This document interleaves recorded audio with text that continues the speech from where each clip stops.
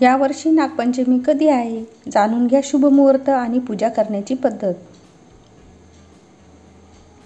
यावर्षी नागपंचमी कधी आहे? जाणून घ्या शुभ मुहूर्त आणि पूजा करण्याची पद्धत. दरवर्षी श्रावण महिन्यातील शुक्ल पक्षाच्या 5व्या दिवशी नागपंचमी साजरी केली जाते. श्रावण महिना सुरू झाला आहे. या श्रावण महिन्यात आनंदाने साजरा केला जाणारा पहिला मोठा सण म्हणजे नागपंचमी. या दिवशी नाग देवतेची पूजा केली जाते. तसेच नागपंचमीच्या दिवशी महिला झिम्मा फुगडी, जोक आणि इतर अनेक पारंपरिक खेळ खेळतात. आजही नागपंचमी गावात त्याच पद्धतीने साजरी केली जाते. श्रावणातील या पहिल्या मोठ्या सणाची प्रत्येकजण आतुरतेने वाट पाहत असतो. दरवर्षी श्रावण मासातील शुक्ल पक्षातील 5व्या तिथीला सर्वत्र नागपंचमीचा सण साजरा केला जातो. या दिवशी नागदेवतेची पूजा केली जाते. असे मानले जाते की नागांची पूजा आणि विशेष पूजा केल्याने जीवनातील अडथळे दूर होतात आणि सर्पदेवाचा आशीर्वाद आपल्यावर राहतो. तसेच नागपंचमीच्या दिवशी महादेव आणि नागांची पूजा केल्याने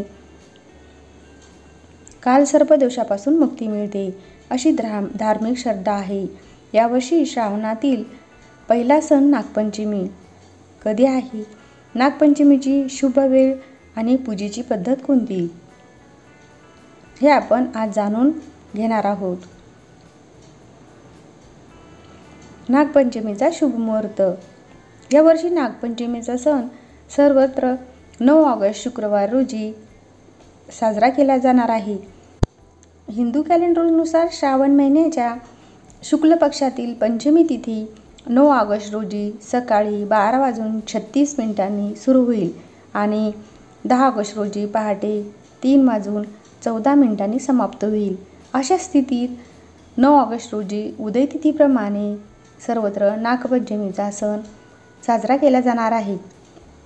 नागपंचमी पूजेचा शुभ मुहूर्त 9 ऑगस्ट रोजी पहाटे 5:47 सुरू होईल आणि दुपारी 1 वाजेपर्यंत चालेल.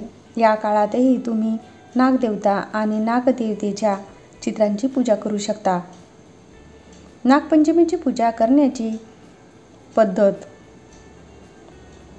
1.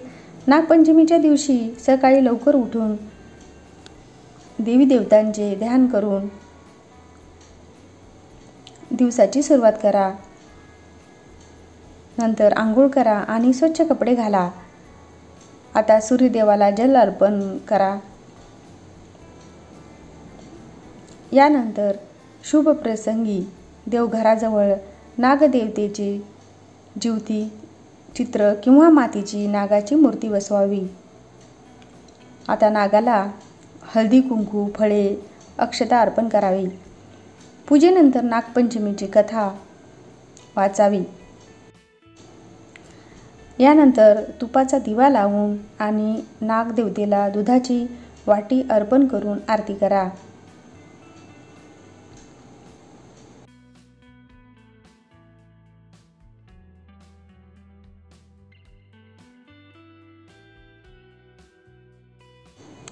व्हिडिओला लाईक, शेअर आणि चॅनलला सबस्क्राईब करा. उद्याला पुन्हा भेटूया एका नवीन व्हिडिओसह. धन्यवाद.